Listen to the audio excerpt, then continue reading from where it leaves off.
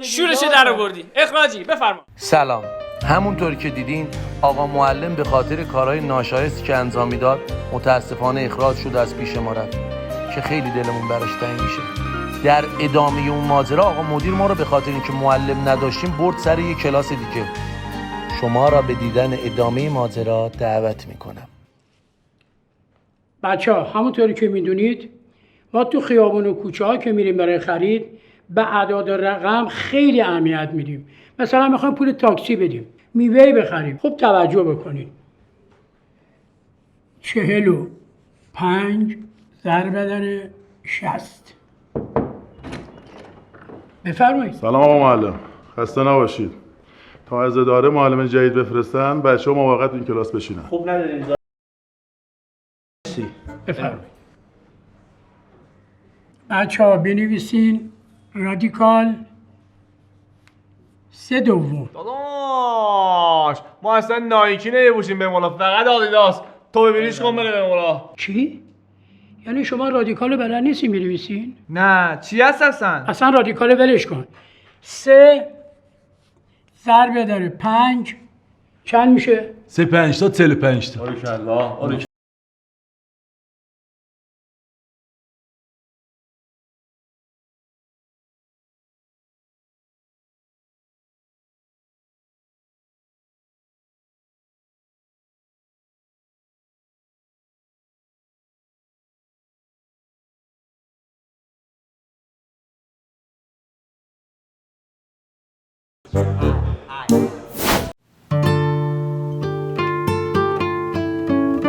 بچه متاسفانه معلم قبلیتون رو به خاطر آرزوی قلبی از دست دادیم.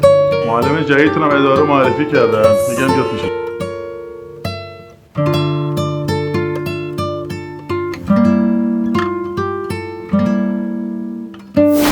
بچه‌ها تاریخ تو کشور ما قدمت خیلی زیادی داره. مثلا ناصرالدین شاه رو کسی میشناسه؟ اصلا داشون بچه ایران نبود که. داداش اون بچه تهران پارس فلک اولت کوچه 150 دوستی بهم میکشه، من میدونم چی؟ داداش. نه بابا اون بچه اسلام شهر خودم تو محل دیدمه. داداش اصلا اون بیاد کرز ما خرابش میکنه. بگو بپیچ. خیلی بچه گلیه. عباسی تبریز میشه سمت زورآباد. بله. نه بابا عباسی تو کار ضبط و بانده. اصلا اینم ولش کنید. شاه عباس. شاه عباس که دیگه میشناسین. عباس بوهزار. بله. همونی که یه دونه ره داره دیگه. چی؟ یه دونه ره داره، یه دونه هم دال داره. داداشمونه عباس داداش.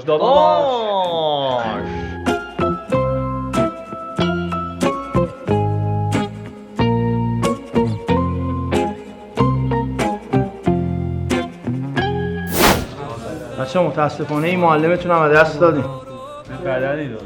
معلم جدیدتون هم بهتون معرفی میکنم.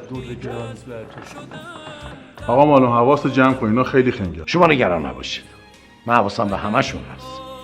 از این بدتراشو دیدم. بچه عزیز سلام عرض میکنم. امیدوارم که سال تحصیلی جدید و کنار همدیگه موفق بتونیم طی کنیم. من 25 ساله که دارم تدریس میکنم و امیدوار هستم که از همدیگه رضایت کامل داشته باشیم. من مجید شهریاری هستم. بچه شهریاری؟ منم بچه اسلام شهرم. منم بچه کرزم اصالت تبریز. بچه هاشمی و شاخداری پر رو. بله منم خیلی خوشحال هستم. نخیر بعدا اعلام میکنم که من بچه کجا هستم. خب میریم سراغ آشنایی با شما. حامد تبریزی. آقا حامد کیش میشم نم داره. حاضر. شما شغل پدرتون چیه آقا حامد؟ بدلکاره. اوه یعنی تو سینما فعالیت میکنن دیگه؟ نه خیر خودشو میندازه جلوی ماشین دیه میگیره. مهدی تبریزی. جانم آقا. شغل پدرتون؟ والا پدر بنده تو کار راه ساختمان هستن. شهرداری منطقه چند هستن؟ نه تو خیابونا راه میرن، ساختمانا رو میشمارن. حامد تبریزی داداشتونه؟ نه خیر. پس چه نسبتی با هم دارین؟ برادرمه. محمد معماریان. هستم آقا ولی داره خستم. شغل پدرتون چیه؟ من آقام تو کار فرش و تلویزیون داداش. یعنی فروشگاه لوازم خانگی دارم؟ نه آقا جون میخوابه رو فرش صفر تلویزیون نگاه میکنه.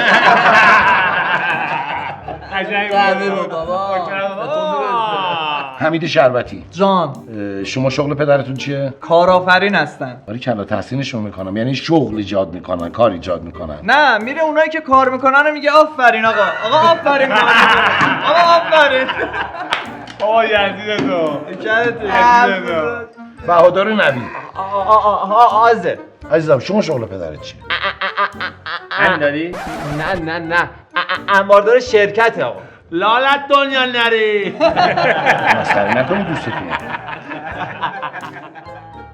امیرعلی عبدلی آقا با اجازهتون حاضر.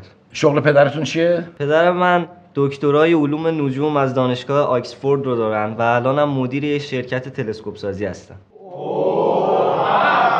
آفرین باریکلا. مسعود اقوامی حاضر. آقا بریم دستشوری. بفرمایید. مهدی امینی حاضر آقا. شما شغل پدرتون چیه؟ آقا چه فرق می‌کنه؟ آقا چرا شغل پدر و بچه واسه شما مهمه؟ شخصیت بچه‌ها رو از شغل پدرشون میسنجین؟ شاید یکیش بیکاره، شاید یکیش مرده، شاید شغل مناسبی نداره. این فرهنگ غلط رو جمع کنید.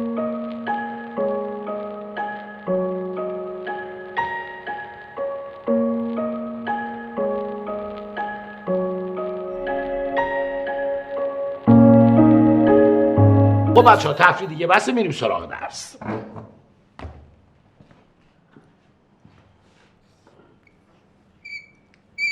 ای نام تو بهترین سرآغاز. بی نام تو نامه کی کنم باز؟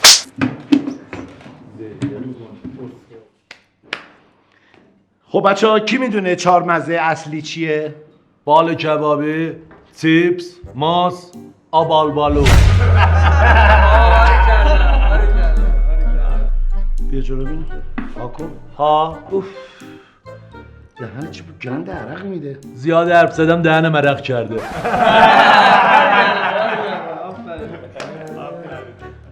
بچه‌های عزیز کی میدونه ما در شیشه مربا رو اگه نتونیم باز کنیم چه جوری میتونیم باز کنیم؟ خب آقا میدیم آقامون واکنه داداش.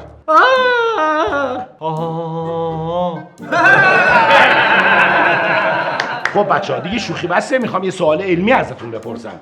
چرا وسط قرص خط داره؟ آقا ما بگیم جانم. به خاطر اینکه اگه با آب نرفت پایین با پیچ گوشتی بپیچونیم بره پایین.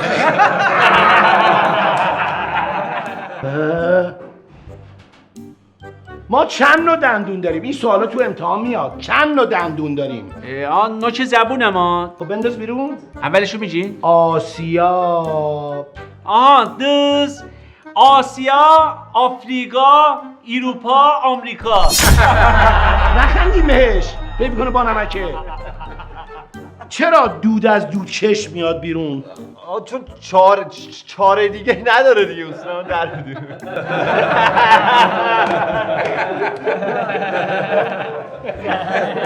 حیف که تو بودی این جواب دادی. حواست جمع باشه. به غیر از اکسیژن در هوا چه چیز دیگه وجود داره؟ بفرمایید. سلام. خوب هستم. من شاگرد بغلی تخت پاکن داریم. زود بیار یا. خیلی دوست دارم. خدا سر شد. برو. خب بچه‌ها ادامه میدیم. در هوا به غیر از اکسیژن چه چیز دیگه ای وجود داره؟ کلاغ، پشه، مگس، خرمگس. بیاد چیز پرت میکنه به اتباع باخ نمیده بابا. چرا لک‌لکای پاشونو بالا میگیرن ها؟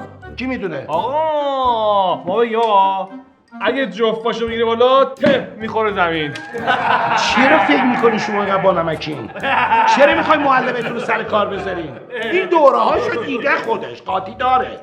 قدیمی ترین حیوان روی کره زمین چه نام دارد؟ آقا ما بگیم گورخر. چرا؟ چون سیاه و سفیده دیگه، اون موقع رنگی نیومده بوده. اوه چی جوله؟ من اصلا خودم هم نمیدونستم. بچه‌ها میخوام یه سوال نجومی ازتون بپرسم. کهکشان راه شیری 2500 سال طول میکشه تا ما بهش برسیم. محمد مشتری رو ما چجوری بشناسیم؟ تو ببینی آقا ما 20 سال کاسبیم، یارو بیاد تو مغازه یالا ماشاءاللهش میکنم میفهمم مشتری یا نه، قصد خرید داره یا اذیت میخواد چونه بده یا نه. مشتری بیاد تو مغازه زنبیل بغلشه میفهمی میخواد بخری یا نه. حلالت باشه. نوبت رسیده به این که یه سوال تجربی ازتون راجع به آناتومی بدن. موی بینی چه کاربردی داره؟ اجازه بوی گند اطرافیان رو میکاهه؟ یعنی مانع میشه از ورود بوی بد به بدن. مرسی.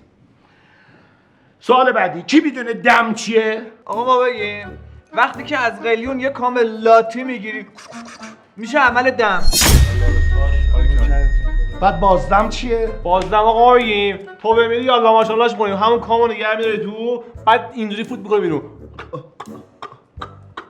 حلقه ای این میشه بازدم. میخوام یه سوال بپرسم که مطمئنم همتون بلد نیستین. وظیفه قلب چیست؟ تلمبه زدن. یعنی چی؟ ببینین وقتی دم و بازدم انجام میگیره قلب خون رو پمپاژ میکنه به اعضای بدن، تلمبه میزه. تلمبه میزه. یه جورایی درست کن. وظیفه سخرک چیست؟ آقا ما بگیم خون میده جون میده.